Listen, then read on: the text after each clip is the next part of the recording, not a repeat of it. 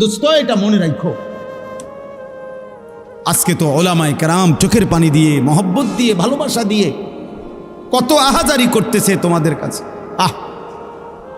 জীবনের সবচেয়ে বড় আফসোসের বিষয় রে ভাই, একটা ছেলে হলে মনে রাখো, এর চাইতে লজ্জা, এর চাইতে দুঃখ আর কি হইতে পারে যে বছরের পর বছর, দিনের পর দিন ওলামায়ে কেরাম মুসলমানের কাছে একটু নামাজ ভিক্ষা চাইতে আছে যে কত নামাজ পড়ে। এটা কোনো হিন্দুর কাছে বলতেছে না, এটা কোনো ইহুদিরে বলে না, মুসলমানের কাছে বলতেছে। এর চাইতে আফসোস আর কি হইতে পারে? বুঝেন না হিসাবটা? বলো ছেলেরা, বাপ তোমরা নিজেরা পরিচয় দিচ্ছ মুসলমান, তুমি বলো তোমার বাবা মুসলমান, মা মুসলমান, তুমি মুসলমান। যতবার তোমার ধর্মের পরিচয় জিজ্ঞাসা করছে ততবারই তুমি বললা ধর্ম তোমার ইসলাম, রব তোমার আল্লাহ, নবী তোমার মুহাম্মাদুর রাসূলুল্লাহ সাল্লাল্লাহু আলাইহি ওয়াসাল্লাম, কিতাব তোমার কোরআন, তুমি বললা তুমি মুসলমান। হায়, অথচ খোদার 365 দিন, এক বছর এমন পার হয়েছে যেই এক বছরে নাফরমান কোনো দিন ফজরের নামাজ পড়েনি। হায় নির্লজ্জ, বেহায়া, এই অসভ্য, কেমনে নিজের পরিচয় দিলা মুসলমান? মুসলমান এত বড় জানোয়ার হয়? মুসলমান 365 দিন নামাজ পড়ে না, এটারে মুসলমান বলে? তোমার বিবেকে কি বলে? তোমার ইনসাফে কি বলে বেটা? তোমার বিবেকে কি বলে? একটা ছেলে বলো, একজন বাবা বলেন 30 বছর একজন মুসলমান সুদ খায়, এটা মুসলমানের বাচ্চা?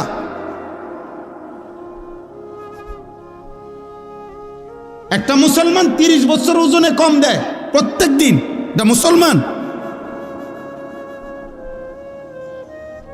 একটা মুসলমান বুঝি প্রত্যেক দিন নর্তকীর ছবি, নাটক, সিনেমা, নাচ, গান, টেলিভিশন দেখবে, এটা মুসলমান? একটা মুসলমান বুঝি 60 বছর পর্যন্ত বিড়ি সিগারেট খাবে, এটা মুসলমান? একটা মুসলমান বুঝি 60 বছর বয়সও কথায় কথায় গালিগালাজ করবে, এটা মুসলমান? ইনসাফ বলো ভাইয়া, যদি মানুষ হয়ে থাকো, জানোয়ার না হও, যদি ইনসান হও, যদি মায়ের পেটে জন্ম নিয়ে থাকো, যদি কোনো মুসলমান মার দুধ খাইয়া থাকো ছেলে, তাহলে মুসলমান এত বড় নিকৃষ্ট কেমনে হয়?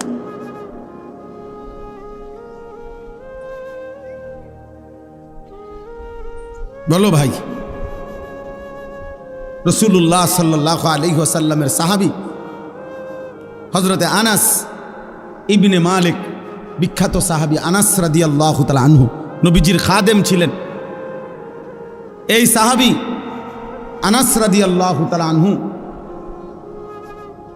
ওমর রাদিয়াল্লাহু তাআলা আনহুর জামানায়, হযরতে ওমর যখন ইসলামের দ্বিতীয় খলিফা ছিলেন, তখন পারস্যে একটি যুদ্ধে মুসলিম সাহাবারা যুদ্ধের ময়দানে সাহাবায়ে কেরাম এক টানা 24 ঘন্টা, মানে সারা দিন যুদ্ধ করছে, সারা রাত যুদ্ধ করছে। ঘটনাচক্রে ফজরের মুহূর্তে যুদ্ধের ময়দানের অবস্থা এমন তীব্র ছিল যে কোনোভাবে চূড়ান্ত মুখোমুখি দুশ্মনে আর মুসলমানে সাহাবেরা এভাবে ভিতরে ঢুকে গেছে যে যুদ্ধের তীব্র লড়াই চলতেছিল। ওই কিতাবে স্পষ্ট সব তারিখে আছে। ফজরের নামাজ ওয়াক্ত চলে যাইতেছে, কিন্তু মুসলিম সাহাবীরা যুদ্ধের ময়দানে যুদ্ধটা শেষ করতে পারতেছে না কোনোভাবে, কিন্তু ওনারা তীব্র আক্রমণ কইরা শেষ পর্যন্ত যখন আল্লাহ মুসলমানদের বিজয় দিছে, কিন্তু ঘটনাচক্রে এরই মধ্যে সূর্য উঠে গেছে, ফজরের ওয়াক্ত শেষ হয়ে গেছে। সাহাবায়ে কেরাম সূর্য উঠার পরে গিয়া ফজরের নামাজ কাজা করছে। এই একবার আমি নিজে ইতিহাসের নির্ভরযোগ্য কিতাবে পড়ছি রে ভাই। কিতাবে আছে হযরত আনাস রাদিয়াল্লাহু তাআলা পরবর্তীতে মৃত্যু পর্যন্ত, আনাস রাদিয়াল্লাহু তাআলা লম্বা হায়াত পাইছিলেন, উনি অনেক হায়াত পাইছেন, 90-এর ঊর্ধ্বে। পরবর্তী একেবারে বৃদ্ধ অবস্থায়ও যখনই ওনার কাছে ওই যুদ্ধের ঘটনা বলতো, মুসলমানদেরকে আল্লাহ বিজয় দিছেন, উনিও ছিলেন ওই যুদ্ধে, উনি অজরে কাঁদতে শুরু করতেন কসম খোদার। তো অন্যান্যরা যখন জিজ্ঞেস করতো যে আনাস রাদিয়াল্লাহু তাআলা আনহুকে, সাহাবী আপনি এই যুদ্ধের কথা বললেন, কাঁদেন কা? এই যুদ্ধে তো মুসলমানদের পরাজয় হয় নাই, বিজয়ী হয়েছে, আপনি কাঁদেন কেন? উনি বলছে আল্লাহর কসম, এটাই তো সেই যুদ্ধ যেই যুদ্ধ জীবনে আমার একবার ফজরের নামাজ কাজা করে ফেলছে।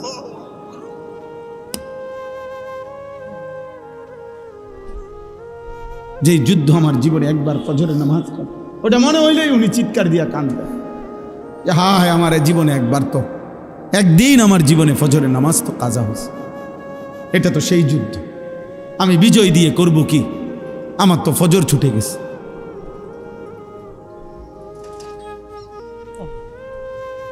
পুরা হায়াতে একদিনের একটি ফজরের নামাজ কাজা হয়েছে, ছেড়ে দেয় নাই। এর জন্য দোস্ত এই পরিমাণ কাঁদছেন যে মৃত্যু পর্যন্ত কাঁদছেন, মৃত্যু পর্যন্ত এই কথা মনে রাখছেন। 18 বছর 20 বছরের প্রিয় ভাই, কিশোর নওজোয়ান সন্তান, আমার 16 বছরের সন্তান আছে, তাইলে তোমরা যাদের বয়স 16 তুমি আমার সন্তান, তুমি আমার সন্তান। আমি তোমারে বললাম 18 বছর 20 বছরের ছোট ভাই, তোকে আমি বললাম, জানতে চাইলাম তোমার কি মনে আছে মোট তোমার এই পর্যন্ত কতগুলো ফজরের নামাজ ছুটে গেছে?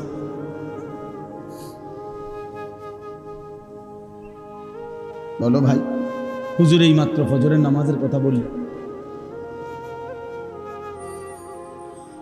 আহা,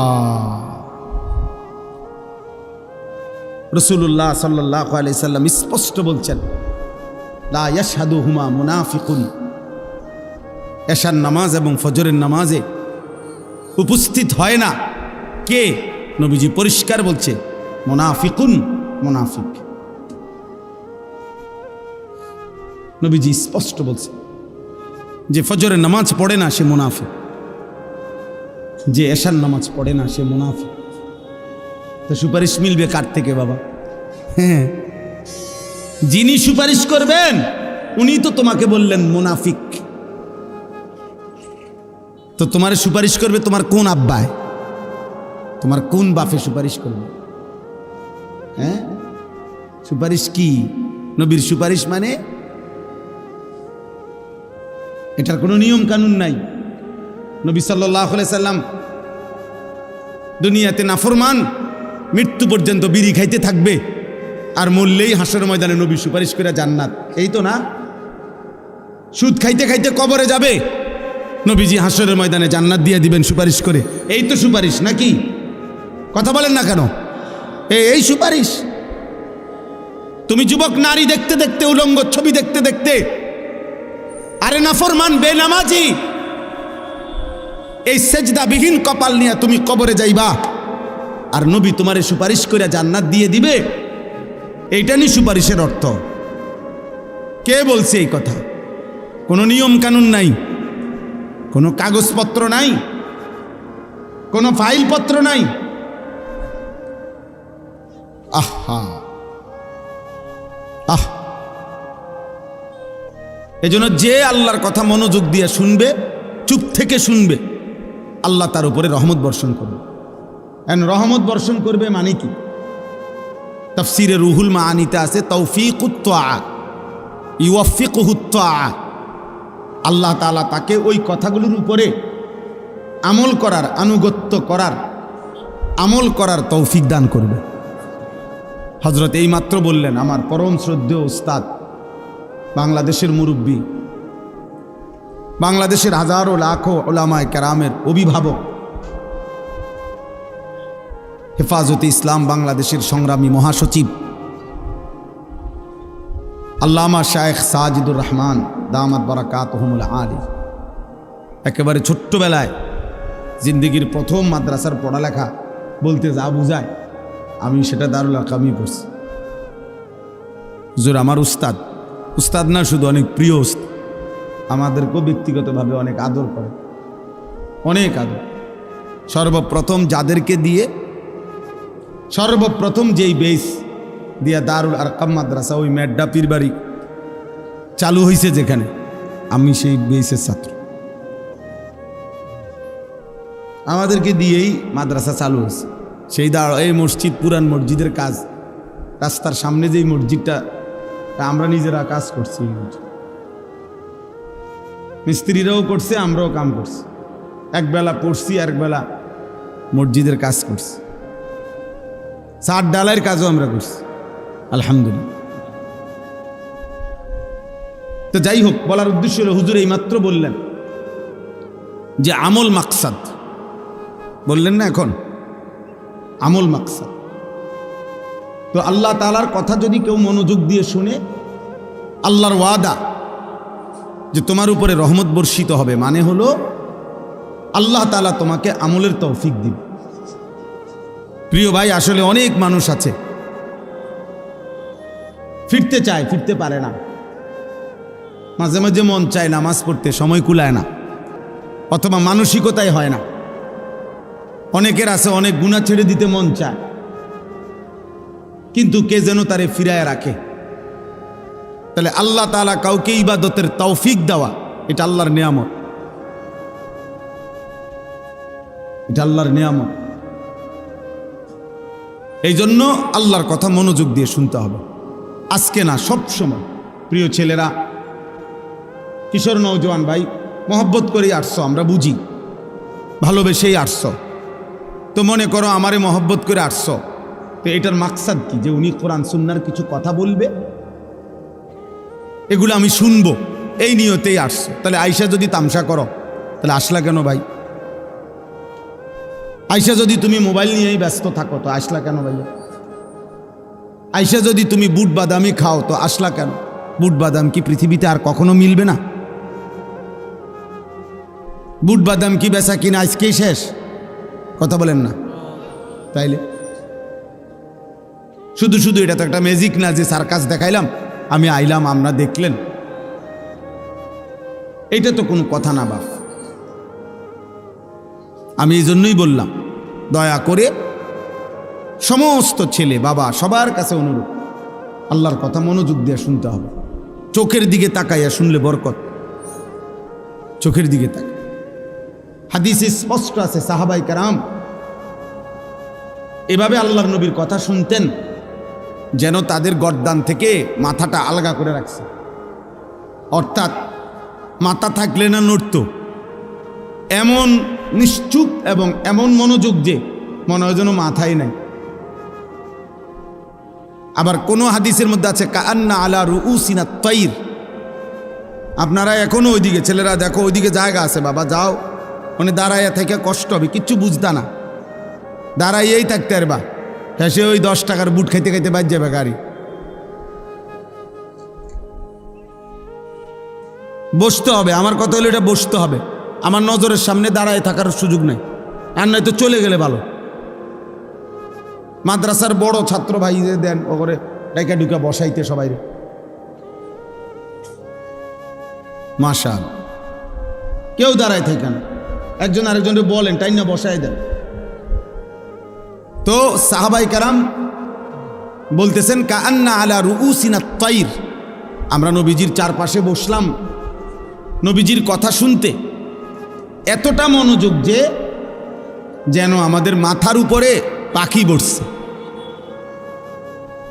তো কোনো মোটা ডালের মধ্যে পাখি বসে, যে ডাল নড়ে না, চিকন পাতলা ডালে, গাছের ডাল আর কি, যেটা শুধু নড়ে হালকা বাতাসেই, এটার মধ্যে পাখি বসে না, কারণ এ তো শুধু নড়ে। তো এজন্য এতটাই স্থির মাথা, যে এত মনোযোগ যে যেন মাথার উপরে আইসা পাখি বসছে। রাসূলুল্লাহ সাল্লাল্লাহু আলাইহি সাল্লামের কথা সাহাবায়ে কেরাম এভাবে শুনতেন। হাদিসের মধ্যে আছে রাসূলুল্লাহ সাল্লাল্লাহু আলাইহি সাল্লাম আসরের নামাজের আগে একদিন মসজিদে নববীতে দাজ্জালের ব্যাপারে বয়ান করছেন। দাজ্জালের শেষ জামানার সবচেয়ে বড় বিপদ, ফিতনা। একজন ইমানদারের উপরে সবচেয়ে বড় বিপদ হলো, ইমানের সবচেয়ে বড় পরীক্ষা হলো দাজ্জালের ফিতনা। নবী সাল্লাল্লাহু আলাইহি ওয়াসাল্লাম বলছে, মা বাইনা খালকে আদম ইলা কিয়ামিস সাআ আকবারা মিন ফিতনাতিদ দাজ্জাল।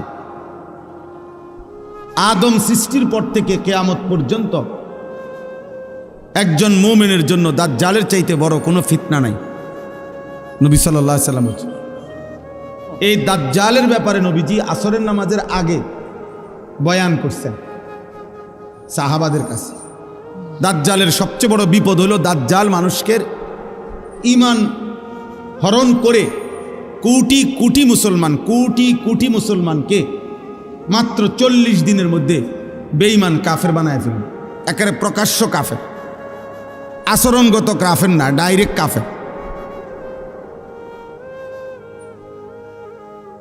কাফের বানায় ফেলবে। আর কোনো মানুষের জন্য ঈমান হারা হওয়া সবচেয়ে বড় বিপদ। বাদ 2 বেলা না খাইলে কোনো সমস্যা নাই, মাটির ঘরে থাকলেও কোনো সমস্যা নাই, বিছনা খাট পালং সবার সমান না হইলেও অসুবিধা নাই, কিন্তু ঈমান হারা হইলে বড় অসুবিধা। ঈমান হারা হয়ে কবরে গেলে অনন্তকালের জন্য জাহান্নামেই জ্বলতে হবে, আর কোনোদিন মুক্তি মিলবে না। খালিদিনা ফিহা, অনন্তকাল। তো আল্লাহর নবী সাল্লাল্লাহু আলাইহি সাল্লাম এই দাজ্জালের ব্যাপারে সাহাবাদেরকে বর্ণনা করছেন আসরের নামাজের আগে। আর মিসলে আউয়ালে আসরের নামাজ পড়িলে মাগরিব পর্যন্ত এখনো সৌদি আরবে আসরের নামাজের শুরু ওয়াক্ত নিয়ে উলামায়ে কেরামের মধ্যে একটু ইখতিলাফ আছে। আমাদের হানাফি মাযহাব মতে এবং অন্য মাযহাব মতে।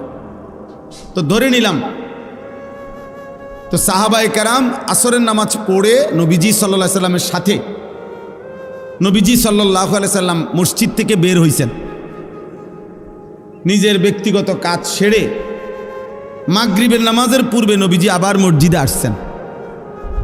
কিন্তু এই 2-2.5 ঘন্টা টাইমে নবীজি ফিরে এসে দেখছেন ওই আসরের নামাজের আগে সাহাবাদের যাকে যেখানে দেখছিলেন বসা, সে হুবহু ওইখানেই বসে আছে,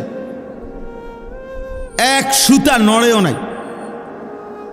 আল্লাহর নবী সাল্লাল্লাহু আলাইহি সাল্লাম অবাক হয়ে গেছে, আরে তোমরা এত লম্বা টাইম আসরের পরে বের হও নাই, তোমরা এই মসজিদেই বসে রইছো, এখানেই যার জায়গায়। এই কথাটা বলতেছিলাম আমি। সাহাবায়ে কেরাম উত্তর দিলেন, ইয়া রাসূলুল্লাহ সাল্লাল্লাহু আলাইহি সাল্লাম, আসরের নামাজের পূর্বে আপনি দাজ্জালের ব্যাপারে যে বয়ান করছেন, এতে করে আমাদের কলিজার মধ্যে এমন ভয় ঢুকছে, মনে হচ্ছে মসজিদ থেকে বের হলেই দাজ্জাল ঈমানটা নিয়ে নিবে। এই ভয়ে যে যেখানে আছি এখানে বসেই রইছি, মাগরিবের আজান পর্যন্ত আর উঠি নাই, যেন দাজ্জাল ঈমানটা না নেয়। এই ছিল সাহাবায়ে কেরামের মনোযোগ, সাহাবায়ে কেরামের বুঝ এবং সাহাবায়ে কেরামের আমল। যে এখন শুনছে, অথচ তারা জানে নবীজির হায়াতে দাজ্জাল বের হবে না, নবীজি বলছে, কিন্তু এরপরও এতটা ভয় করছেন। এই জন্য দোস্ত, কোন বক্তা আসলো, সবাই মিলে হুড়াহুড়ি করে দেখে গেলাম, সবাই যার যার মতো ফিরে গেলাম, যে যেমন আছে তেমনই রয়ে গেলাম। প্রিয় ভাই আমার, এতে তেমন কোনো ফায়দা নাই। জনপ্রিয়তা একটি ধোঁকা, এটা ধোঁকা, এটা অজব, আত্মমুগ্ধতা, তরিকতের ভাষায়, তাসাউফের ভাষায় এটা অন্তরের একটি মন্দ রোগ।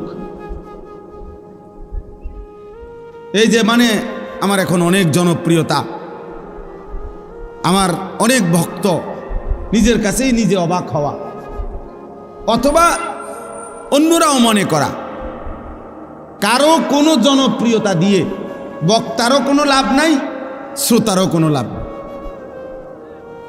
এটা স্পষ্ট মনে রাখতে হবে। আজকে যদি আমারে বাংলাদেশের 1 কোটি মানুষ না 10 কোটি মানুষও আমারে যদি চিনে, তা আমার কবর রাজাব মাপত তো লাভ হলো কি? তাহলে আমার জনপ্রিয়তা দিয়ে আমার কি লাভ হলো? তা আমি এই জনপ্রিয়তা দিয়ে ঘাস নি কাটব? বলেন বলেন। তারপরে এবার আপনারা বলেন, মনে করেন আমার 1 কোটি মানুষ চিনে, তা আপনার কি লাভ?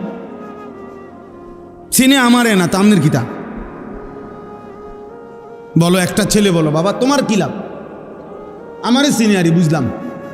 মনে করো আমার 10 কোটি মানুষ চিনে, তো তোমার কি হিসে? তোমার ফায়দা কি? আমারে চিনলে তোমার কি?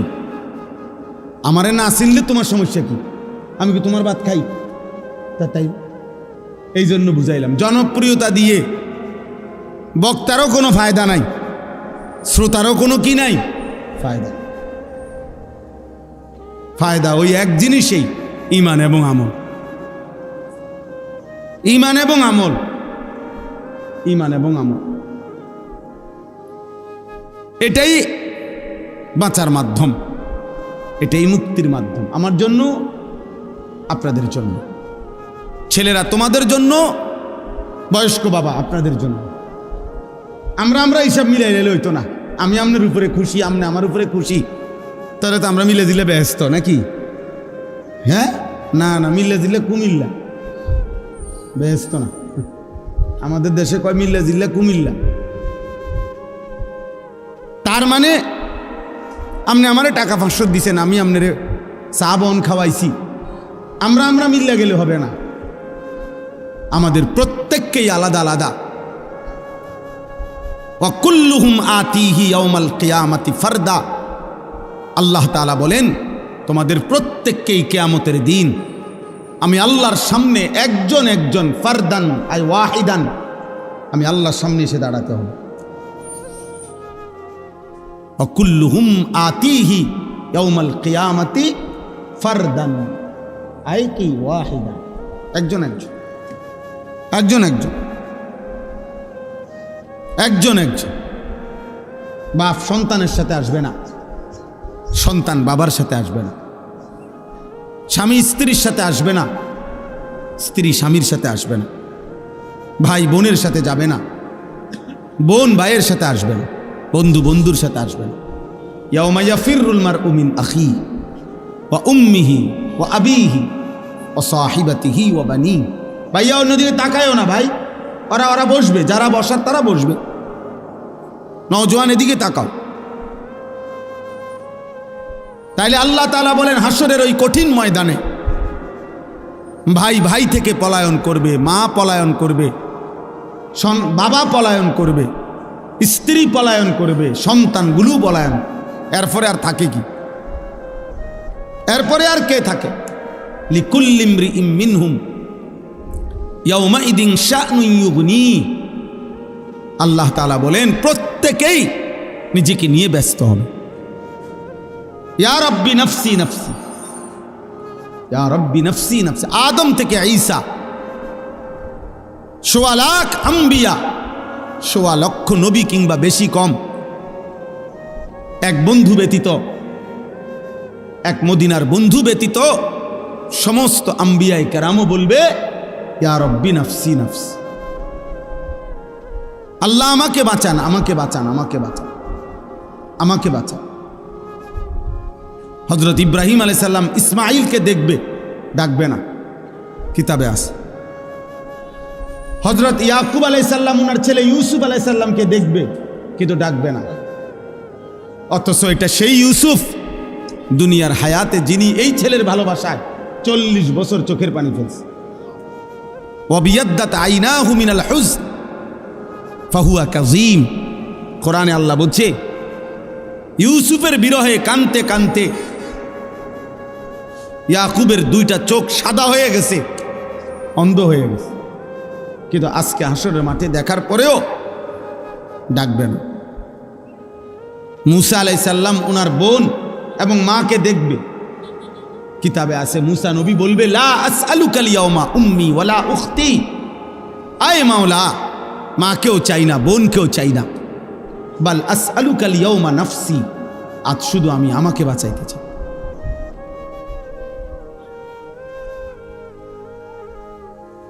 জিব্রাইলের মতো ফেরেশতাও বলবে, ইয়া রাব্বি সাল্লিম সাল্লিম, আয় আল্লাহ আমাকে নিরাপদ রাখেন, আমাকে নিরাপদ।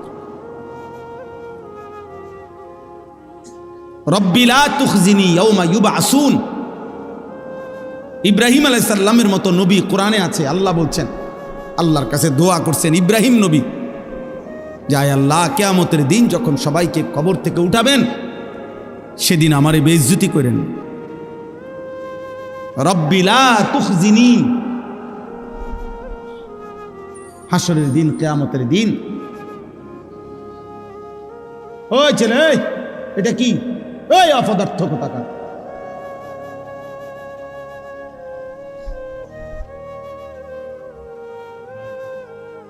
রব্বি লা তুখজিনি ইয়াউমা ইউবআসুন, আল্লাহ হাসরের ওই কঠিন দিনে আমারে বেইজ্জতি করবেন না।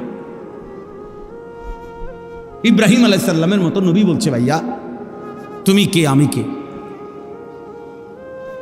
তুমি আমি কে? আল্লাহ তাআলা কোরআনুল কারীমের মধ্যে বারবার বলছে, বন্ধু আমার, আপনি আখিরাত দিবসের ভয় দেখান। ওয়া আনজিরিন নাস, মানুষকে আপনি ভয় দেখান, আখিরাতের ভয় দেখান। কোরআনুল কারীমের মধ্যে আছে, আখিরাত হাসরের ময়দানের আযাব দেখে জাহান্নামী বলবে, রব্বানা আখিরনা ইলা আজালিন করিব নুজিব দাওয়াতাকা ওয়া নাত্তাবিউর রুসুল। আল্লাহর কাছে বলবে নাফরমান, যে আল্লাহ দুনিয়ায় একটু সময়ের জন্য ফেরত যেতে দেন, এবার যদি দুনিয়ায় ফিরতে পারি আপনার সব কথা মেনে নেব, আপনার রসুলের কথাগুলোও মেনে নেব। আল্লাহ তাআলা বলবেন, না বান্দা, ইতিপূর্বে দুনিয়ায় থাকাকালীন তুমি ভেবেছিলে এমন একটা হাসরের দিন হবে না, আর তুমিও মনে করছিলা তোমার এই সুখ আর নিয়ামত, তোমার এই মাতবুরি আর অহংকার, তোমার এই যৌবন আর সুস্থতা, মা লাকুম মিন জাওয়াল, এগুলো আর কোনোদিন শেষ হবে না। তুমি এই ফুর্তিতে আর এই তামসাতেই, হায় নওজোয়ান, তোমরা ভেবেছো এটা, তুমি আর কোনোদিন বুড়া হইবা না। তুমি ভেবেছো তুমি কোনোদিন হাড্ডি গোশত তোমার আর কোনোদিন দুর্বল হবে না। তুমি ভেবেছো তুমি কোনোদিন কবরে যাইবা না। তুমি এটাই মনে করছো, এটাই ভেবেছ। অনন্তকাল। আমার কাছে কিতাব আছে, ইজা ওয়াজাআত সাকরাতুল মাউতি বিল হক, এটা আরবি কিতাব, এটার নামে এটাই আমি পড়ছি এখানে, এটাই আমি আলোচনা করতে চাচ্ছি অল্প একটু। ওইখানে আছে হযরত ওমর ইবনে আব্দুল আজিজ রাহমাতুল্লাহি আলাইহি, বিশ্ববিখ্যাত খলিফা ছিলেন, ইসলামের ইতিহাসের শ্রেষ্ঠ একজন মুসলিম শাসক ওমর ইবনে আব্দুল আজিজ, যাকে ইসলামের পঞ্চম খলিফা বলা হয়। অনেক বড় নেককার বুজুর্গ ছিলেন। ওই কিতাবে লিখছে, উনি মাঝে মাঝে কবরস্থানে যাইতেন,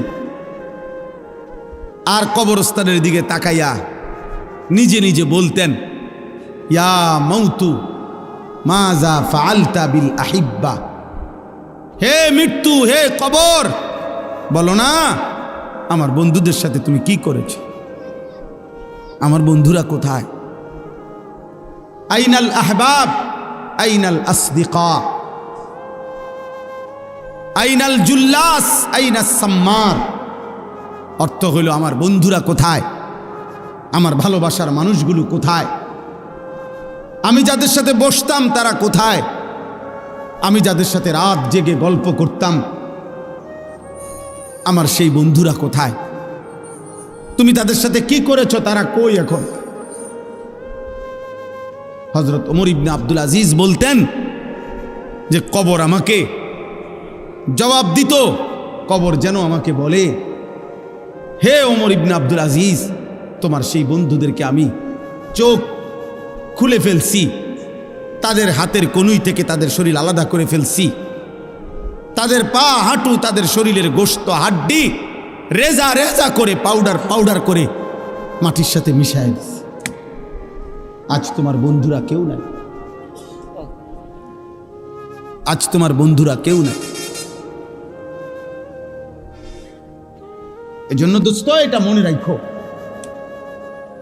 আজকে তো ওলামায়ে কেরাম চোখের পানি দিয়ে, মহব্বত দিয়ে, ভালোবাসা দিয়ে কত আহাজারি করতেছে তোমাদের কাছে।